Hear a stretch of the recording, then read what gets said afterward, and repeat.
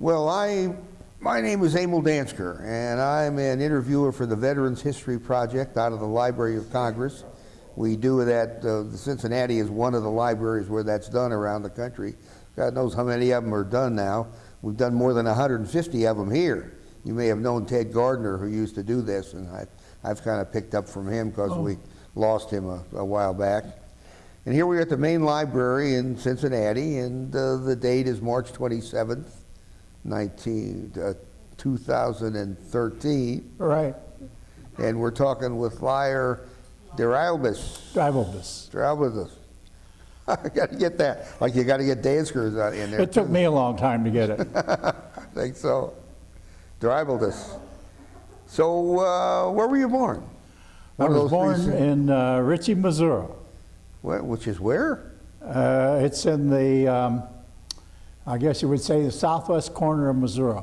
Southwest, the Ozarks, maybe. Yes, in the Ozarks. Yeah, Ozarks. Yes. Yeah. I had a cousin who was the big landowner, forest owner in the Ozarks. Kept it from being cut down. Oh. Very family, very proud of that. Very picturesque area. Yeah. So, what'd your parents do? Well, they were dirt farmers, sharecroppers, poor people. But proud.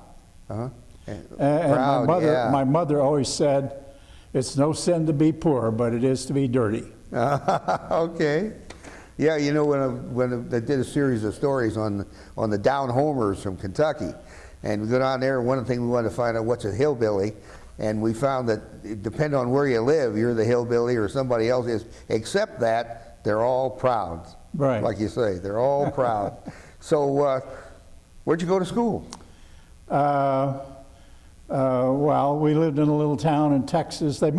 My folks moved to Texas when I was 5 and a half, to the lower Rio Grande Valley of Texas. And in a little town called San Juan.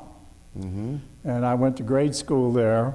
And then in high school, I went to PSJA High in Pharr, Texas, which was 2 miles up the road. And when I graduated from there and saved enough money, I went to Texas A&M. And graduated from there in 1941. What were your folks doing there? They were dirt farmers. Yeah. They grew citrus, cotton, corn, and all kinds of truck crops. It's a semi-tropical climate there, and they could grow four crops a year. And you were probably working in the fields I worked in already. the fields. Well, they found out I was quite mechanically inclined, and I started driving the tractor on the farm when I was 10. And also drove the car. So I've been driving for 84 years. 84, that makes you along in years now. Yeah, I'm 94 now. And I'm only 85. Well, 83 I'll be next month. Well, I'm not going to wait for you. Okay. So how'd you manage to get to A&M then with that kind of you must have saved a lot and worked pretty hard. Well, I did. There was no such thing then as student loans, and I don't even remember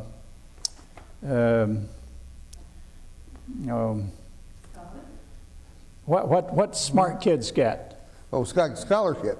Scholarships. I don't even remember scholarships. I don't know whether they had them or not. It was cash up front. And I had to stay out a year between high school and college to get enough money to go to college, even though it was only $350 a year. And it was military then. I mean, A&M was known in the years I went as agriculture and mechanical, but most of the people thought it was athletic and military. Okay. Because they turned out more reserve officers than all the other ROT schools combined, and more than West Point. And very sharp-looking guys. Did you do that then? You were in that then? Pardon? Were you in the cadet portion of the school? Oh yes. If you went to A&M, you were a cadet. There were only, when I went, there were only 6,000 students, and there might have been one or two who weren't military. If they were, They were called day dodgers. But it was strictly military, Yeah. all male, and a school that was out in the boonies. There was no big city around or anything like that. There was only farms and farmland around. Yeah. There were 3 girls on the campus. They worked in the bookstore. And you could always tell when they were on duty because there was a huge crowd of boys in front of the bookstore on the sidewalk watching them. So did they marry cadets, or cadets marry them? Oh, I don't know. Most of the cadets had high school sweethearts.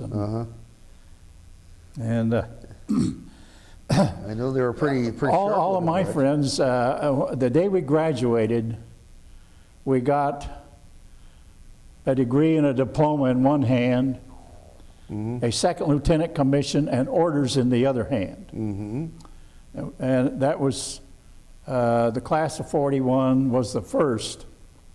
On their graduation day, everybody received orders to report for duty. So That was in June of 41. So that's what you did That's what I did. as a second lieutenant. Yes, second lieutenant. Yeah.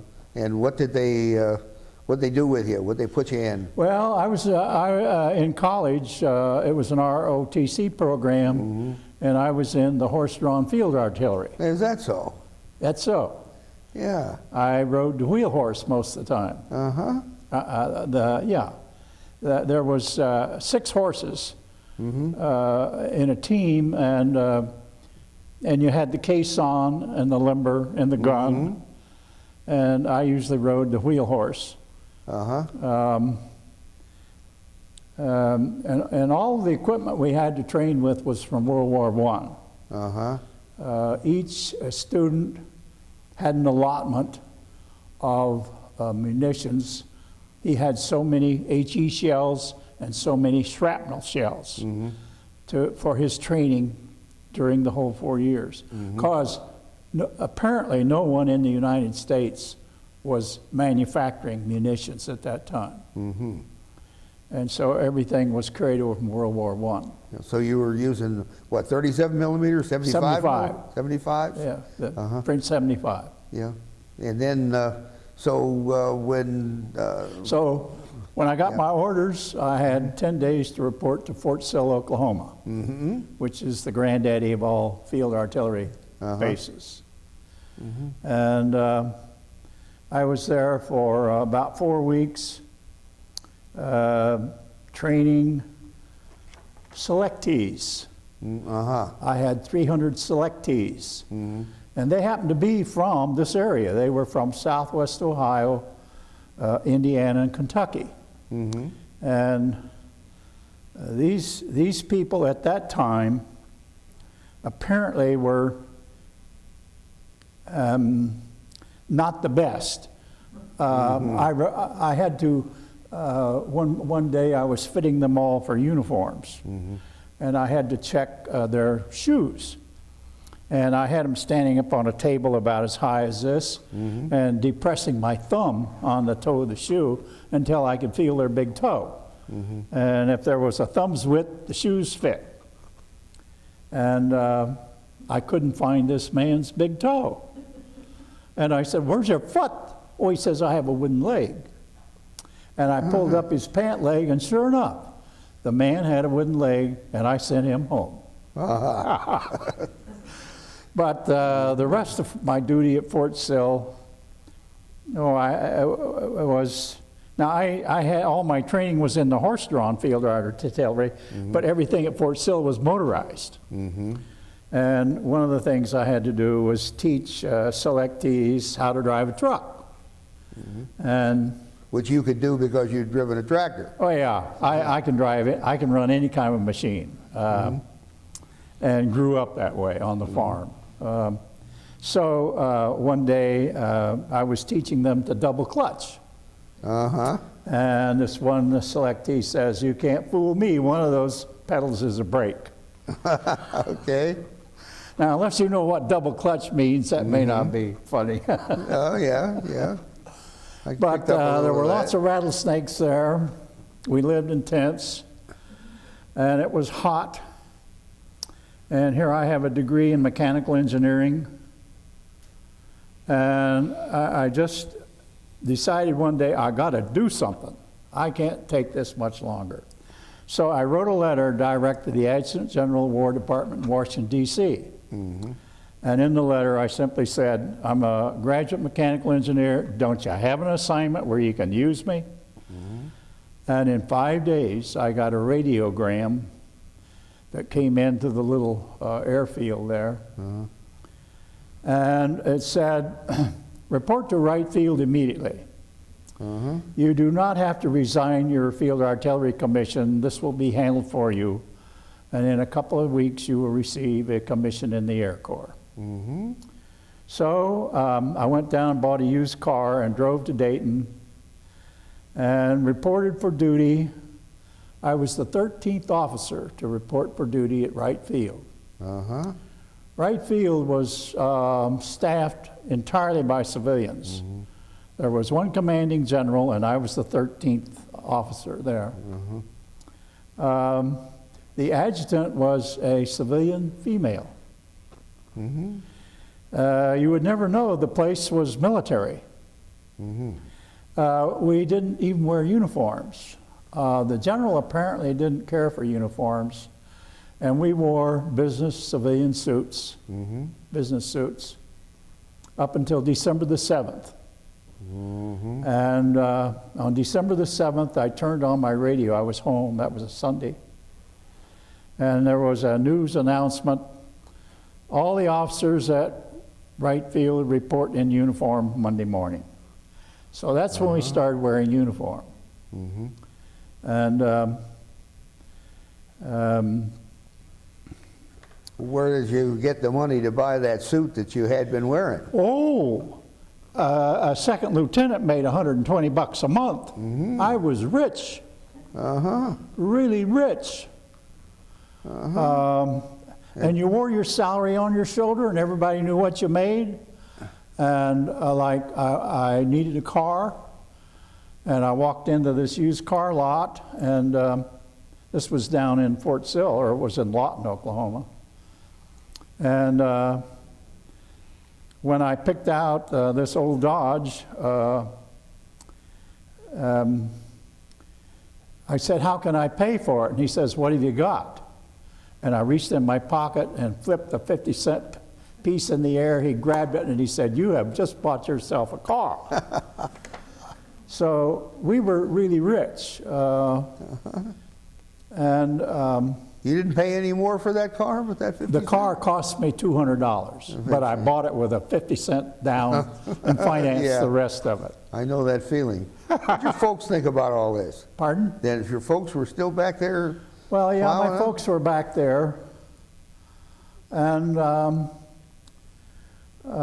they were still farming. And I might say that my mother she only went through the 5th grade. I think my father went through the 3rd grade.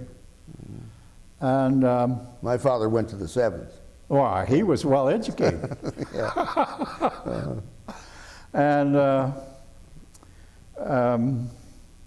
I remember in the early 30s, a kid, even though we were poor, we managed to have the best radio that could be bought. It was an Atwater Kent. Mm-hmm. And every evening after dinner, we listened to the news. Mm-hmm. And we could only get 3 stations. Uh-huh. We got WKRC, it was KRGV, Uh-huh. which was about 8 miles down the road. There was a big station, a very powerful station out of Del Rio, Texas, Uh-huh. that was run and owned by Dr. Brinkley.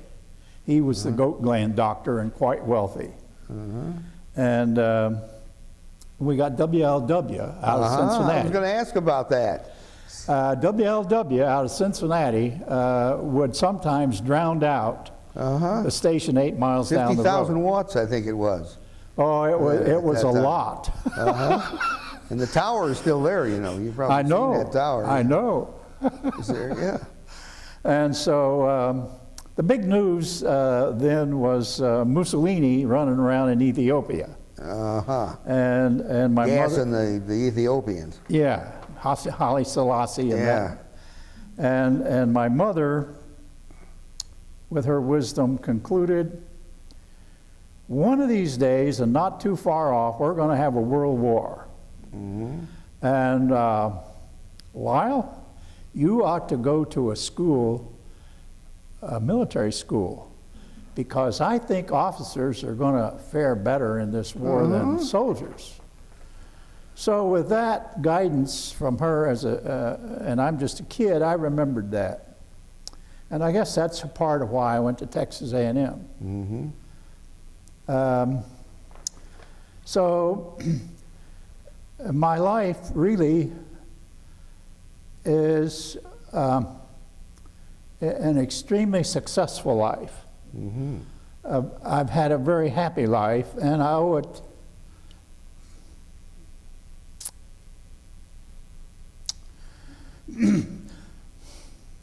Nothing like a mother, huh? my mother and my wife.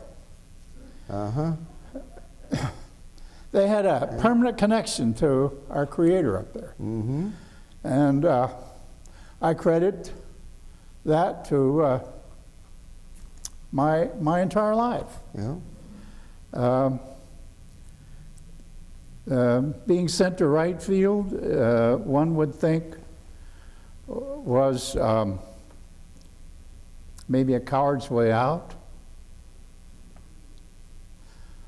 I was not a hero, but I really enjoyed what I did. Mm-hmm. And when I got there, they weren't expecting me. And this lady who was the adjutant said that they would give me 1 week to interview all the people on the field, and I could select where I wanted to go. Mm-hmm. So I spent a week, I took the whole week and interviewed everybody and decided to go into the aircraft lab, the landing strut, landing gear, wheels, tires, and brakes, and hydraulics. Mm-hmm. And I spent a few months there. I established the first hydraulics lab where we tested all the hydraulic components in all the aircraft. Was that at Wright, or was that at Patterson? Been No, built no, by no, that this is time? at Wright. Still at Wright. Uh-huh. Oh yeah, Wright was the granddaddy of all fields, and it's where all the engineering and experimentation and R&D went on for the Air Corps. Patterson Field was a bomber base. We only went to Patterson Field for their hospital and the officers club. And I'll bet you've been to the museum a number of times, which is At at Wright Patterson Field? Field. Oh yes, Uh-huh. yeah, a number of times. Yeah. And I relive the whole thing every time I go. You know, they used to run the soapbox derby at Patterson Field because it had that slope in the runway. Well, they had the accelerated runway at Wright Field. Uh-huh. It was the one that came down the hill. Mm-hmm. Patterson Field was flat. So you must be thinking of the accelerated runway at Wright Field. Little thing, There- yeah. What they did, it was built experimentally.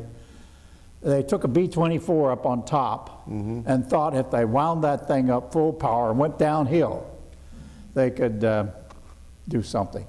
Take it Yeah. off a little quicker or something, I don't know what. But that's why that was built. Yeah.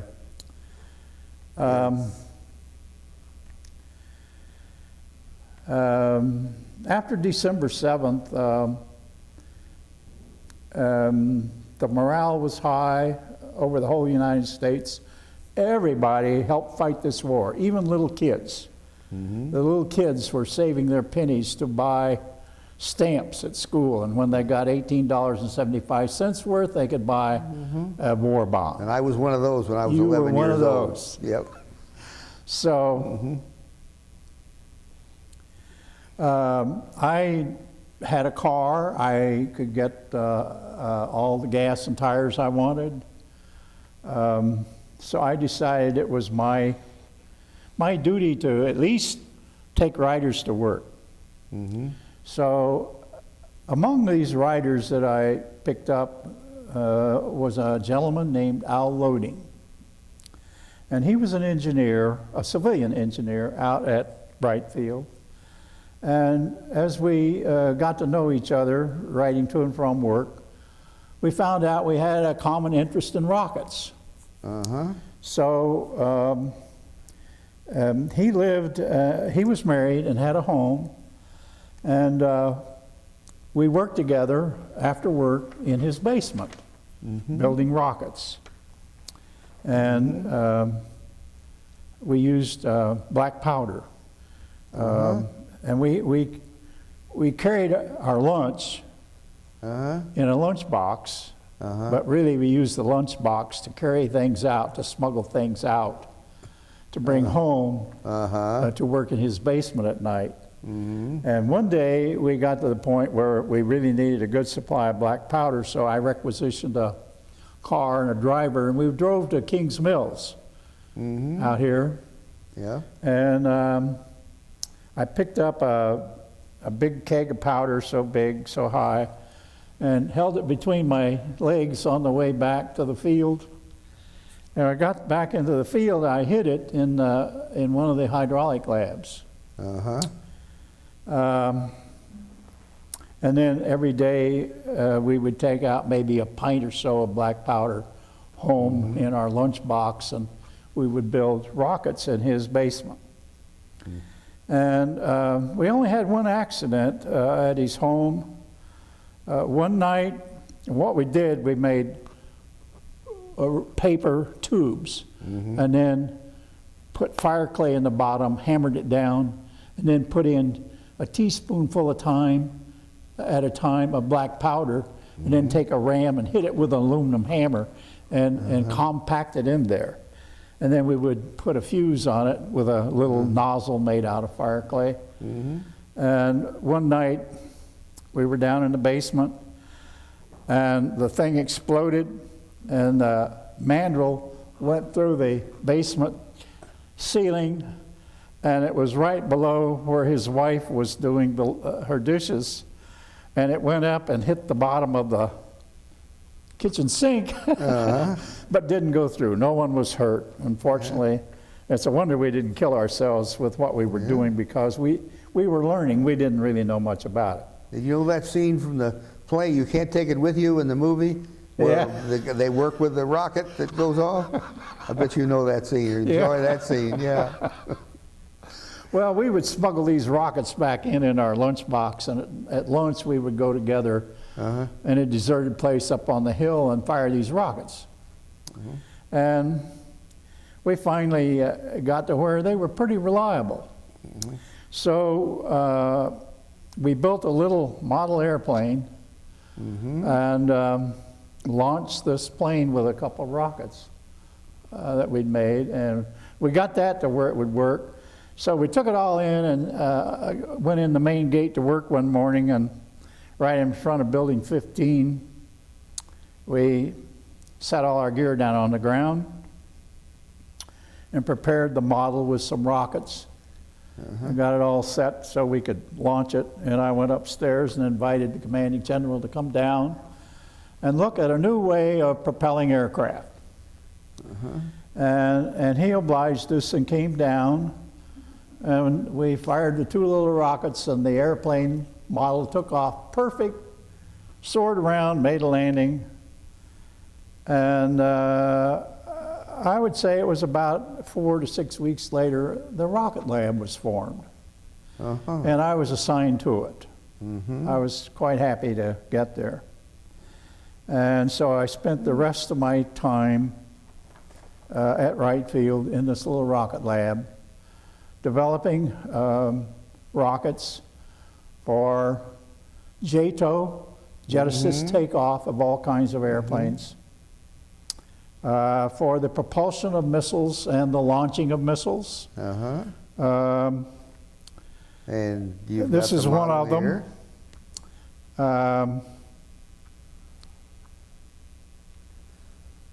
To start, Wright Field was growing fast. They were bringing in lots of people. They were confiscating land. And they took over a farm on the southeast corner of Wright Field. And that's where their first rocket lab was in this farmhouse. And we used the hen house and the garage for a laboratory and test cells. And immediately started designing a building to house us in a more permanent facility. And one of the first things we did, we contacted a Dr. Theodore von Karman at Caltech in Pasadena, and gave him a contract to make an analytical study of rockets and perhaps give us some guidance on how to go. Did you meet Goddard? Never met Dr. Goddard, no. I did buy an engine from him. I never met the gentleman. But you built a lot on his work, probably. No. No? No. Dr. Goddard was dedicated to rockets. He was an inventor. He would not tell anyone what he was doing. It was all secretive. I don't know how the man made a living. I know when he died, his wife was destitute. And she went through her congressman and I think got $1 million awarded to her. And the government then made some credit to Dr. Goddard for his work in being the father of rocketry in this country. Well, I've seen pictures of some of his work. Oh, yes. You would have seen back then. When I was a kid at home, he made our local news and no doubt national news. He came with a rocket. It was about 10 miles from my house. And he was going to have the first international mail. And he set up a rocket just on the north side of the Rio Grande, and he was going to shoot it over the river into Old Mexico. And have mail delivered from the United States to Old Mexico. And the rocket blew up. It never got off the stand. And that's the way most of Dr. Goddard's work went. He believed, there was one thing he did publicize. To use rockets, you must tow something. You cannot push anything with a rocket.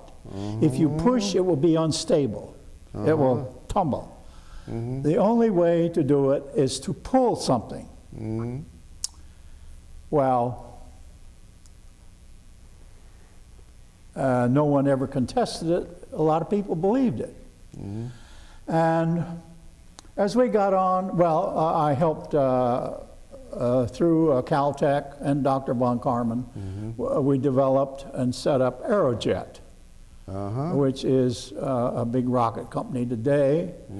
And we developed the first liquid JATO units, which were red fuming nitric acid and aniline.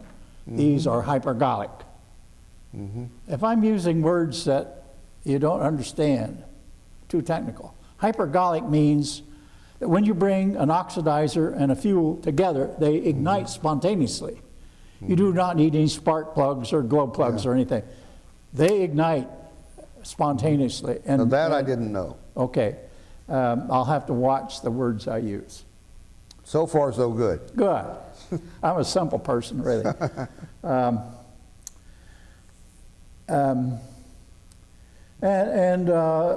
So we built a new rocket lab. I got a big machine shop and progressed. One of the projects that we worked on was called the Camel Project. And what this was taking Chris-Craft boats. The government confiscated most of the Chris-Craft boats all around the country. And I designed a liquid rocket installation where it was a 1,000-pound rocket and would run for a little over a minute. And we put the rocket at the rear of the boat, below the boat. in the water. Interesting thing, we discovered that when you fire this rocket underwater, the noise is almost indiscernible. It's almost noiseless. Whereas when you fire it out in the air, there's a horrible roar of noise and fire and quite a display.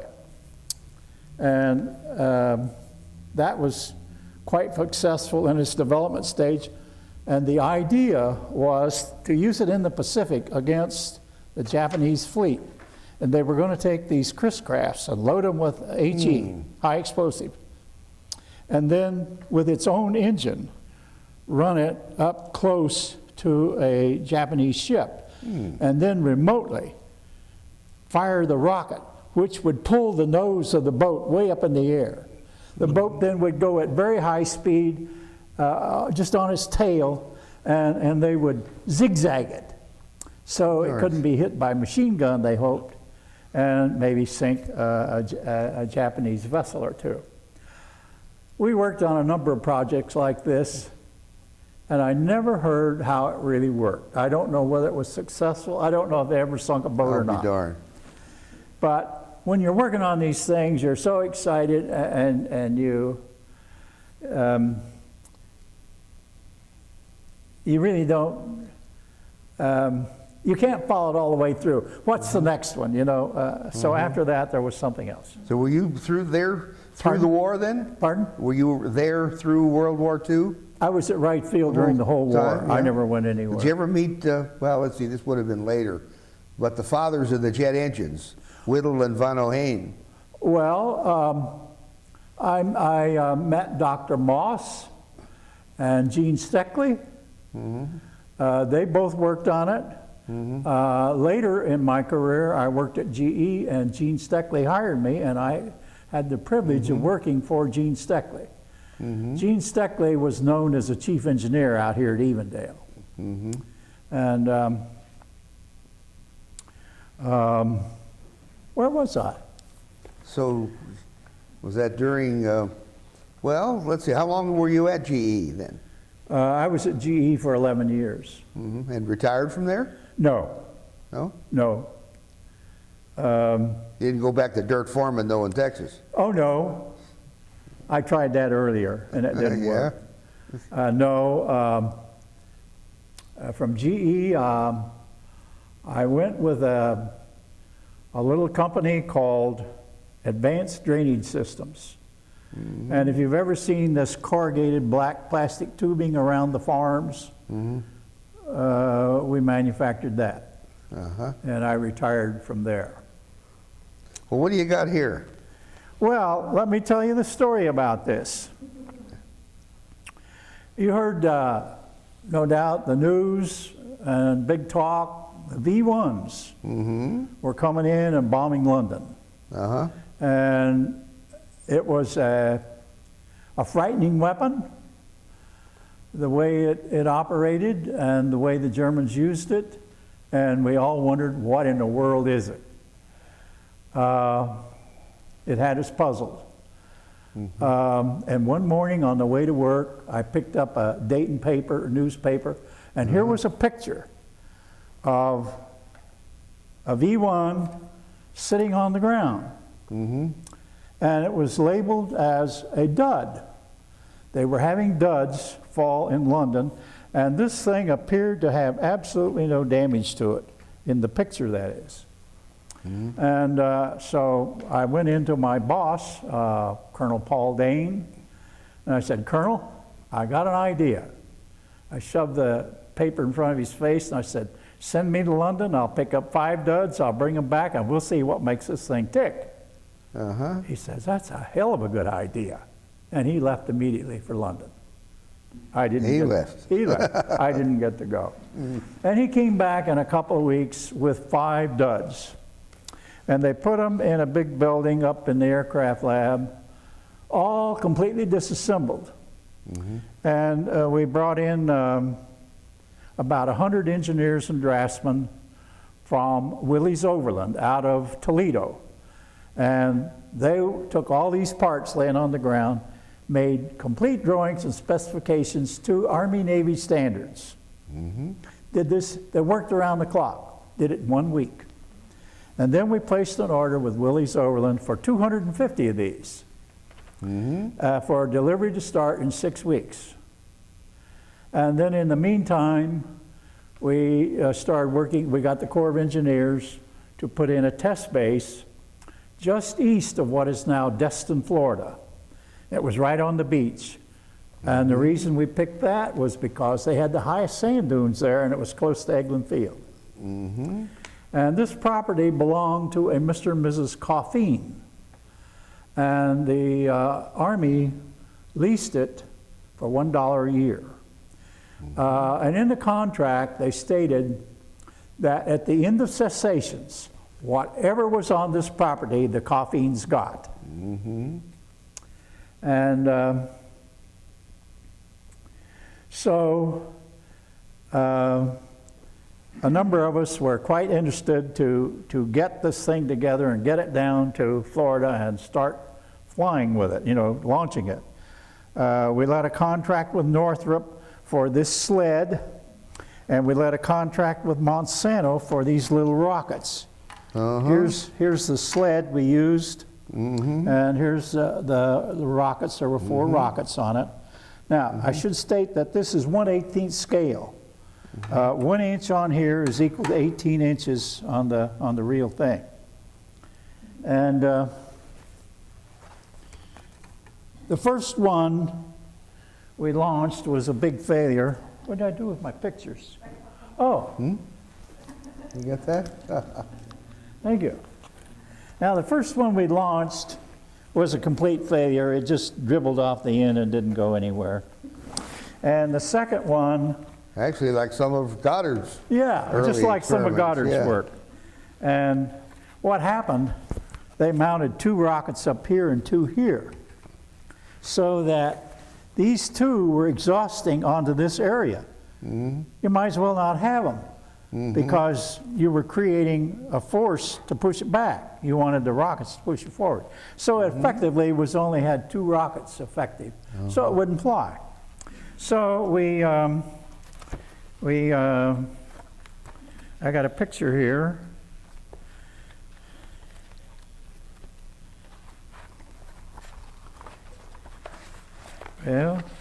Well, I wonder if Sergeant Sosek, that I think I mentioned to you, would might have gone to Wright Field after the war. I don't know. He was determined to go into what he called radio control at that time, but he would have worked on rockets. And now, here's a picture, and you probably can't see this picture. My mother found this. This is the second missile that we tested, that we launched. And it's being launched on a rail just like this, but 600 feet long. On this scale, this would be 30 feet long to picture there.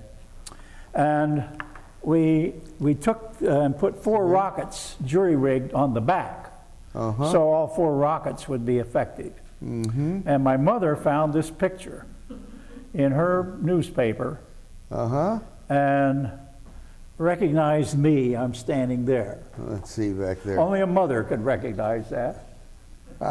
We darned. So yeah. Now this is interesting. This is confidential. And here's a general that leaked this picture. The next morning it was restricted.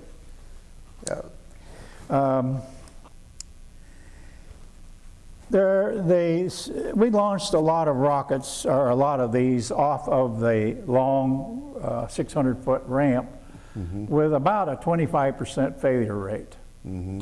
And to me, that's not reliable. And I had a concept of launching this thing off of a truck, like field artillery. You could launch a few, put the tractor on the trailer, move, set it up, launch some more. The Germans didn't do that. They had a permanent facility that was huge to launch this off of. And so I presented this to my boss, who at the time was Major Grow, And he couldn't give Leslie me... Grove by that time. Pardon? Leslie Grove by that time? No. Different Grove. Grow, G-R-O-W. Uh-huh. So after a couple of weeks, he managed to get an audience for me before Dr. von Karman and 4 other world-renowned aerodynamicists. Mm-hmm. And I'm a poor salesman. At the end of my presentation, I was denied permission to proceed any farther with it. Mm-hmm. And I think what they thought was that if you take something and try to just put a rocket on it, because when this takes off, it's out in the air way below flying speed. This has to go through the air for 600 feet before it's up to flying speed. Mm-hmm. And they had visions of this tumbling and going everywhere. Much like if you blew up a balloon and let it go, Where it goes? it goes everywhere. Did you meet von Braun in your work? No. No? No, I did not. So when they denied me permission to go any further with this, I was really downhearted. I went back to my office and walked in, and the next morning I came to work, and I was met at the door by a sergeant, and he said, "I have a truck for you. It's up behind the test cells." Mm-hmm. And I didn't ask him any questions. I just said, "Thank you." And I immediately got into my car and drove into Dayton, looking for somewhere, maybe like a junkyard that would have a crane and a welder and a cutting torch. Mm-hmm. And I found one on the east side of downtown, and I pulled in, and I found the owner, and I said to him, "I have a little job I want to do. I have no money." Mm-hmm. It's a government job.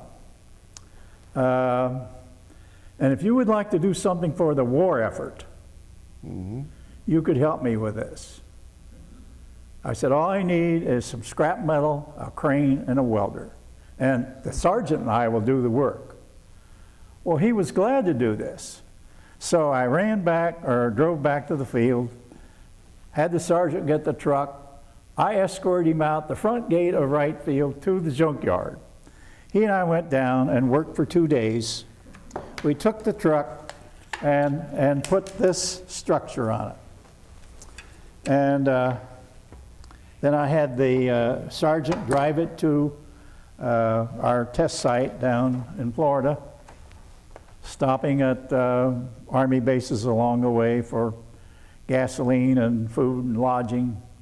And while he's doing that, remember then we had no roads. It took him quite a while to drive there, a few days. And so I went out back to the field, got on an airplane, hitched a ride to Eglin Field, went out to the test base, and modified these 4 rockets. And I merely cut the nozzles at an angle and rotated them and welded them back so that when you have this all together, this whole mass, the rocket thrust went at an angle through the CG. And now the CG on this whole thing is right about there. Center of gravity. Center of gravity. So he brought his truck down, and launched it, and I got it all set up, ready to launch. And the range officer wouldn't allow me to launch it. Again, he had the concept that this thing would go out and come back on the camp and kill a lot of people and all. So he wouldn't allow it. And he said, the only way you're going to launch that is permission from General Gardner.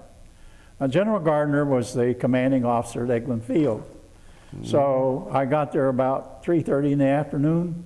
I sat and I told his the girl in his outer office that I would like to see him. And she said, you have a seat. Well, I sat there all day. And I was there at 8 o'clock the next morning, and I sat all day. He wouldn't see me. And on the 3rd day, about 9:30 in the morning, and the fog was so thick you couldn't see. He came out and he said, "I know why you're here. I'll give you 1 hour to launch it. If you don't have it launched in 1 hour, don't you ever come to my office again." So I thanked him and went outside, and I said a prayer. I have scruples about praying for weather, but that morning I prayed that the fog would lift, and miraculously it did, just like that. Visibility unlimited. So I ran back into his office and I called everybody that was involved. "We'll launch as soon as I can get there." And I immediately called a car and a whack from the motor pool and got over there, and we launched it. It was the most beautiful sight.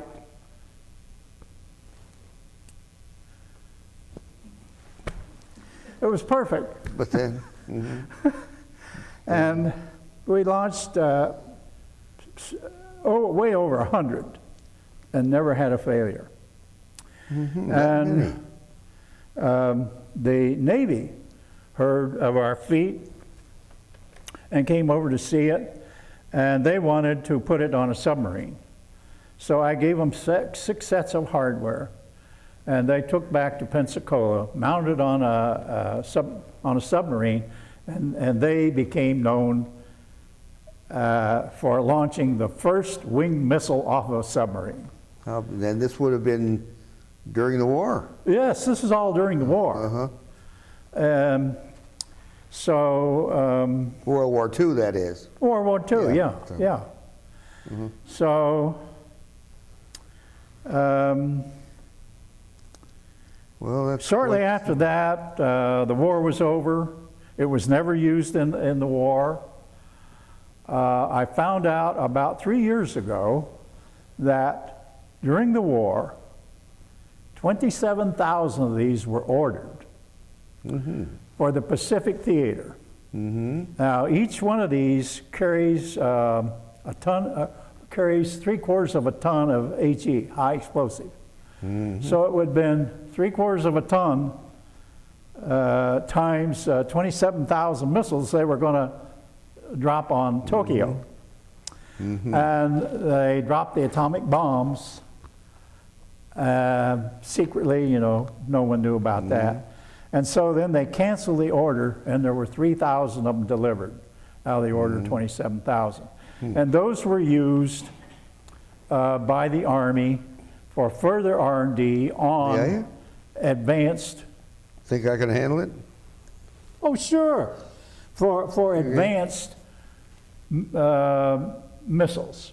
And the missiles that those were used on.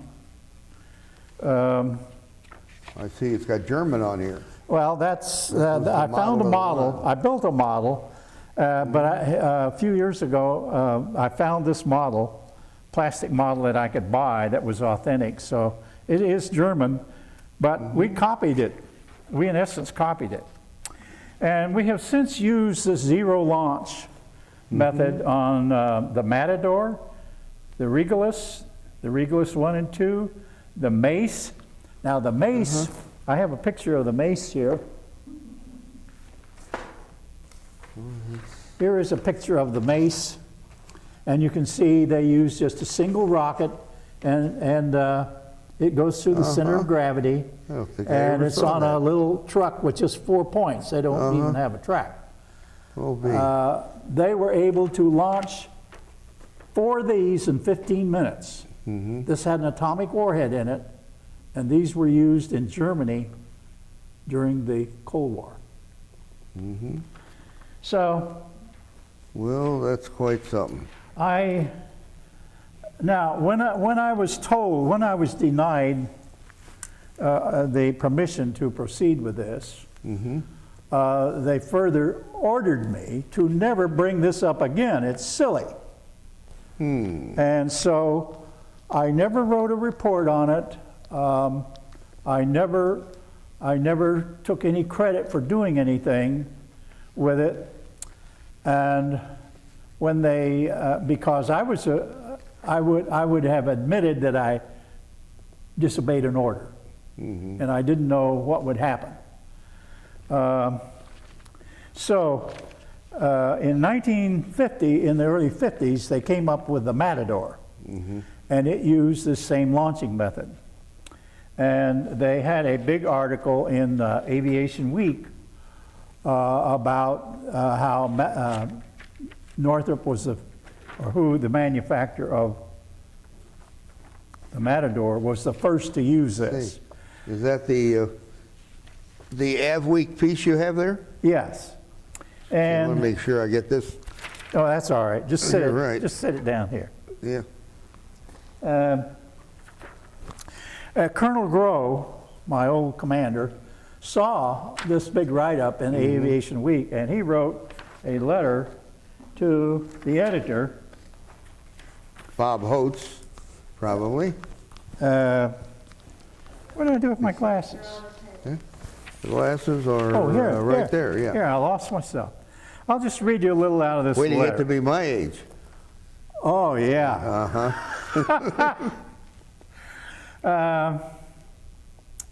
He says, much credit for the conception and early design work should properly go to a reserve officer, major, then Captain Lyle Dreibelbis. It was his idea to develop a method whereby the missile could be launched from a trailer. I recall with amusement that one person of high rank and little faith declined to be at the launching site for the first attempt, being of the firm belief that the missile would go into a Y loop and descend on the camp. Major Dreibelbis deserves recognition for this development, for he had a large part to do in the rather difficult problems incident to putting the project through the impossible stage. And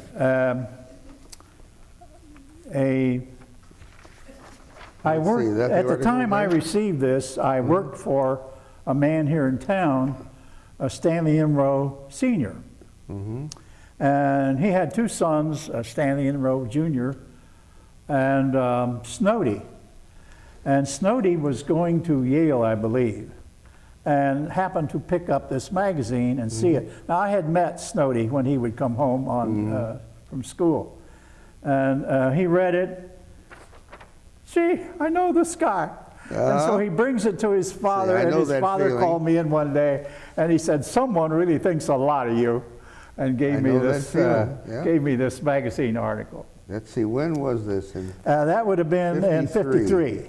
This was, 53. yeah. You know, one of my students from Bowling Green was the senior space technology editor for Av Week later. Oh, is that so? Yeah, he was with Av Week for almost 30 years, I guess. It's a small world, isn't it? Yeah, from Bowling Green. And one of my sons-in-law works for Northrop Grumman now in computers. I'll be darned. Well, shortly after that, the war was over, and thank God, and we could all go home, and we won. Oh, yeah, we did. Okay. And so I had enough points to get discharged, and I was over at the separation center at Patterson Field, and one little incident that was kind of funny. I came out of the separation center. The last man was the finance officer, and he said he had my records there, and he said, "Well, do you want your mustering out pay or your bonus?" I said, "Well, I know the mustering out pay is $50, but I never heard of a bonus. What's that?"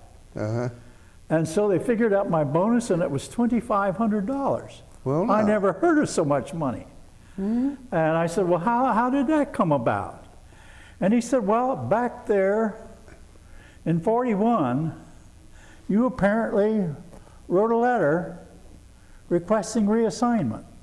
And he said, at that time, the Air Corps was looking for engineers, and there was a 6-week period.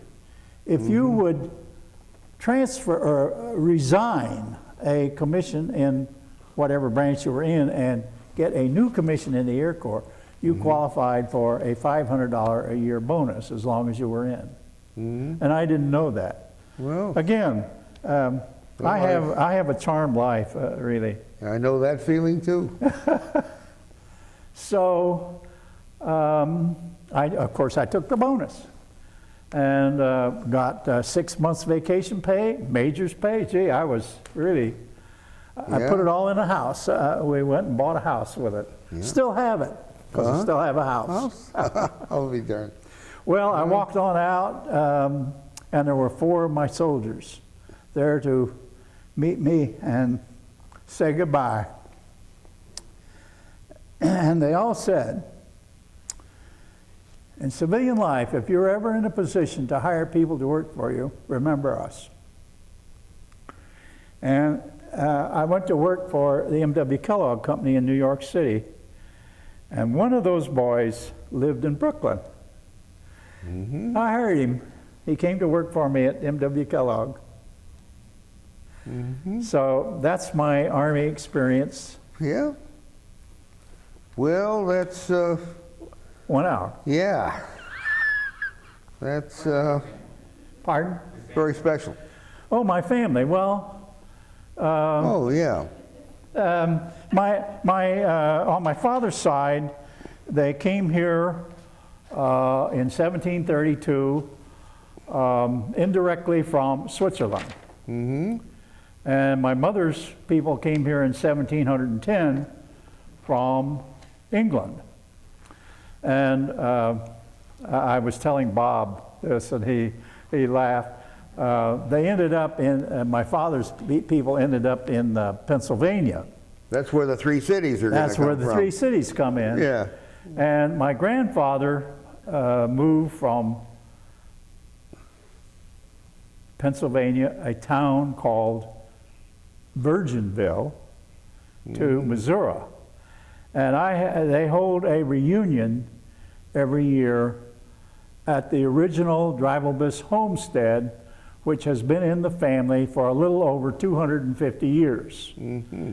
So at the 275th reunion, I was honored as the guest speaker.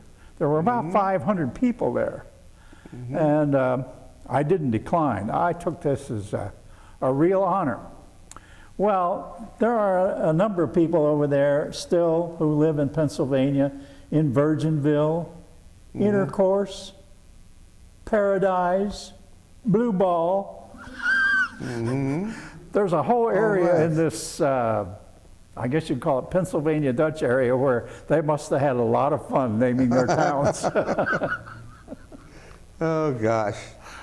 Yeah, I had dinner once in a town, I'm going to think what it is, see what happens, you get to be my age. Little town up above the middle of the state where... You want one of my memory pills? Yeah, well I need one of those. Where they, the idea was that you'd go into this town, didn't look like anything until you went downstairs into this restaurant, and their whole idea was to serve you more than you could eat. They do that over there. They did that, yeah. And so that's what they did. They kept bringing trays of stuff. What was the name of that little town? Anyway, so I could ask you, you know, that question that I usually kind of end with, and that is with you, I don't know, but the thing is, what question would you like me to ask you so you can answer it? Well, I've always said, if you got a question, I can answer it. Yeah. But now you want a question. That's hard. Yeah. That's hard to come up with a question. Well, did you go on in did you go beyond your basic mechanical engineering degree? I'm still a mechanical engineer. Yeah. Did you go beyond that? No. Any of the further study? No. You know? By experience, I might qualify for a doctorate, but I doubt it.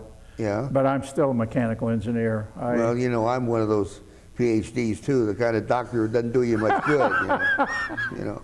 But it's quite a, you know, a lot of this is kind of familiar to me in a way too, but I wasn't there, of course, but I've read a lot about it and was involved with aviation, and through my one student, the one that I mentioned who was space technology editor for so many years, he had the job that I've told him that if I could get that job by killing him, I would do it. But he's safe because I wouldn't get the job if if I did it. Because Week had, you might have missed this, Week had a thing where they would hire retired military people, and they could pay them less, for one thing, because they'd have their retirement pay. And I wouldn't have qualified for that. So one time when I did have an opportunity to apply, I didn't do it because I knew that I couldn't afford to live in Washington, D.C. anyway. And they did hire a retired military officer for that. But Craig Kovalt, my student, was going to be the first newsman in space to fly the Challenger, the shuttle. But they changed the system for picking the person, and then he had an illness in there too, so he never got to do that. And I thought of something that I would like to add. Sure. Back when I was in the field artillery, and I managed to get transferred to Wright Field, about 6 weeks after I left there, all my buddies got transferred to Alaska for field maneuvers and training in Alaska. As the war broke out and progressed, they all ended up on Corregidor and were all killed on Corregidor. All of them. So there were a lot of heroes in my class, and I just missed it by writing a letter to Washington, D.C. I often think life is peculiar. Who knows what would have... Yeah. So you were he in the field artillery, huh? Yes, sir. And there you could probably sing more of that song. But they sang the same song for the Air Corps. Different words. Something like that. Yeah. It's interesting. I know of von Karman, but interesting you never met von Braun. Somehow or other. I had scruples. After the war, I was with M.W. Kellogg Company, and I hadn't moved yet, and I spent a lot of time at the library out at Wright Field. And I got to read a lot of material that was captured and translated. And I learned a lot about Mr. von Braun. I would never have worked for the gentleman. And I was disappointed that our government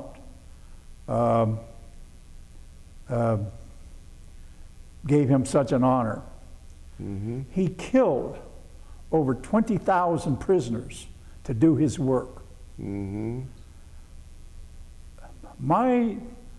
My conscience would have hurt me till the day I died if I had done anything and knew I killed 20,000 men to do it. And I seem to recall he was one of those who said, well, he really didn't know that. Well, I think he So did. he said, almost how could he not? How could he not? In a way, know that. But then the basic work on the V1 and the V2 was... and I read this and saw pictures, and I spent 6 weeks in the library working on all this, and probably no other veteran got to do that. I imagine not even many of the military did. When do we write your book? Pardon? When do we write your book? I just made it. We'll just transcribe the tape and put a cover on it, huh? I think my hour's up. And your folks, how did the family end up? Well, like most families, they eventually die. They stayed down in Texas? Well, they moved back to Missouri to their original home. They bought the house that my mother grew up in. And both died of heart disease, heart attacks. As my parents did. Yeah. Interesting. And I probably will too. Yeah, my mother was pulled out of high school. She was leading her class 2 years ahead. They skipped grades in St. Louis, and her father pulled her out and said, that you don't need a high school diploma to keep house and have babies. So no limit to what she would have done if she'd been able to. As soon as I got my PhD, as soon as I could, I took my hood and I put it on her. She too was quite a lady. Well, my goodness, we could go on for hours and hours and hours with this here. I understand if you run over an hour, they won't take it? Something like that. Or at least it's got to be at least half an hour. You know. Well, shot your afternoon, Bob. Yeah.